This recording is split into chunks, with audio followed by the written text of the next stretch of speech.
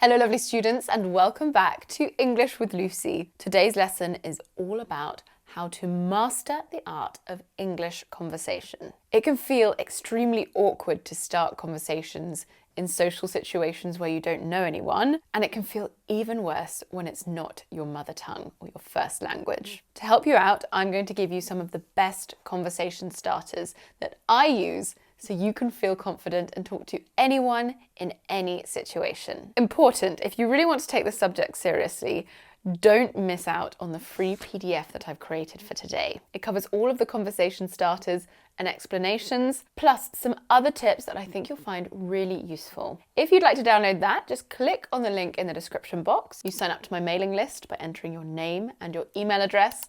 This PDF will arrive directly in your inbox, and then automatically after that you will receive my free weekly PDFs alongside my news, course updates and offers. It's a free service and you can unsubscribe at any time. So let's start with our first topic. Keep it simple. If you're someone who typically feels uncomfortable making small talk, feel free to keep things simple. You don't need to come up with any out-of-the-box questions. Just be yourself. A great way to kick off any conversation is with a sincere greeting and introduction. For example, "Hi, I'm Lucy. It's a pleasure to meet you." It's simple but effective, and it's great for social events where you don't know many people. At work, you could say, "Hello, I'm Lucy. I just started in the marketing department. I just wanted to stop by and introduce myself." This is great for when you started a new position and don't know many of your colleagues yet. It shows that you have a genuine interest in meeting the people you might be working with. There are many simple questions you could ask to get a conversation going after you've introduced yourself, like, "What do you do for work? Have you read any good books lately? What have you been up to today? What's the last show you binged, you consumed quickly all at once? Do you have any travel plans coming up?" Now, obviously, it's important to be aware of the situation. Don't just randomly throw out these questions. Read the room and make sure you're listening to what other people are saying so that you can ask appropriate questions at the right time. Next point. If you're ready to branch out from some of the more simple conversation starters, one of the best things that you can do to instantly strike up conversation is to give a genuine compliment. Compliments help make a person feel appreciated and seen, and they are great for instantly making a good impression and building rapport. And it doesn't need to be some over-the-top compliment or one that has the potential to make the other person feel awkward. Just give a genuine compliment and flash a bright, cheerful smile, not a crazy one. The beauty of this technique is that it works in basically any scenario, whether you're at a party or in a job interview. At a party or another social gathering, you could say something like, "I love how you've decorated your house. It feels so cozy." Or, "I'm obsessed with your earrings." Or, "Wow, your shoes are gorgeous. Where'd you get them?" Asking a question at the end helps to keep the conversation flowing. At the office, you could say something along the lines of, "Your work always shows so much attention to detail. How do you do it?" Or, "That was a really great question you brought up in the meeting today." If you're at a conference or a networking event, you could say, "You have an excellent way with words. It was a pleasure to hear you speak." Practice giving heartfelt compliments and see how many new friends you instantly make. Next point, when in doubt, talk about food. This one might seem odd, but if you have doubts about what to say in a social setting, just talk about food or drinks. Think about it. Everyone has to eat or drink, and so it's something common that we all share. And the beauty of this topic is that it works in nearly all situations. At a party, "Where did you get that drink? It looks amazing." Or, "You have to try the spinach dip. It's delicious. Definitely my favorite so far." Or, "Have you tried any of the appetizers? Any recommendations?" I tend to hold pretty strong opinions about food, so if someone were to ask me some of these, we would talk all night. Now let's say you're in a more professional setting. You could ask something like, "Do you have a go-to spot to grab a coffee around here?" Or, "Hi, I'm Lucy. Today's my first day and I was wondering if you have any recommendations of where to get a quick bite to eat." Just then I introduced myself and brought up food, the perfect conversation starter. Now you could even use this food idea on a first date. If there's a bit of a dull moment during the conversation, you could say something like, "So I'm a bit of a foodie.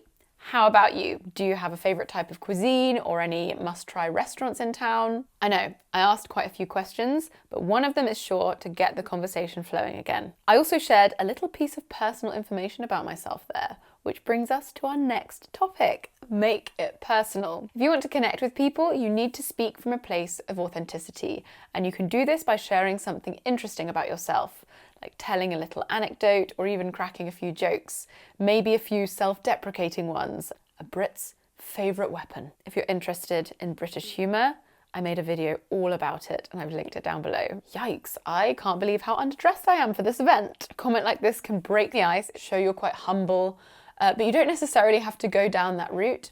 Anecdotes are also great, and these are personal stories or experiences that can add depth and relatability to a conversation, and bonus points if they're funny. Here are some examples of some types of anecdotes you could share. Speaking of hiking, I went hiking near here last weekend and the views were incredible. Where do you usually go? Or you mentioned you tried making Gordon Ramsay's scrambled eggs. Me too, and they came out terribly. But I'm eager to try them again. Do you have any tips? Notice that I'm providing some personal insight, but I'm also asking questions, showing my conversation partner that I'm actively listening to what they're saying. You should also try to find common ground. What shared interests do you have? Do you work in the same field? One of the easiest ways to start a meaningful conversation is to talk about things you have in common. Like in the office, I heard you've just been to Costa Rica. I actually lived there for 5 years. How was it? Or on a plane, if they want to talk, I see you're reading Hemingway. He's my favourite author. Have you read any of his other books? Or a work event? What programs do you recommend for continuing education in software engineering? These questions are quite specific and require strong observational skills, but with practice, you'll be having conversations everywhere. And that brings us to our next topic, asking questions. If you haven't been able to tell by now, asking questions is quite important. By asking questions, you show the speaker that you're genuinely interested in what they're saying. It's important to ask open questions that can't be answered with a yes or a no, so that you can then ask follow-up questions. This will ensure that you have a natural, flowing conversation. Here are some different questions for various scenarios. For example, at work, what are you working on right now? Anything exciting? Or what are your plans for this weekend? What's the best part of your job? How has AI been impacting your job? Dating? What helps you relax after a long day? What do you do for fun? What's your biggest pet peeve? What's the craziest thing you've ever done? In networking or business conferences, which presentations have you enjoyed so far? Why did you sign up for this conference? If you had to give a talk here, what would your topic be? What other workshops have you attended? Any you recommend? All of these questions help you come off as being interested in the person you're conversing with, and they have the potential to spark some interesting conversations. And this brings me to my last tip of the day. Sit back and listen. This doesn't require much talking at all. One of the biggest misconceptions about conversing is that you need to do all the talking, and that's not entirely true. In fact, if you go on and on, you might end up seeming self-absorbed. I've experienced lots of conversations like this at networking events. Starting a conversation with a stranger isn't always easy, and I understand your worries about stumbling over words or dealing with those cringe-worthy, awkward silences, but here's a neat trick to ease the pressure. Shift your focus to the other person. After breaking the ice, it's all about asking follow-up questions throughout the conversation.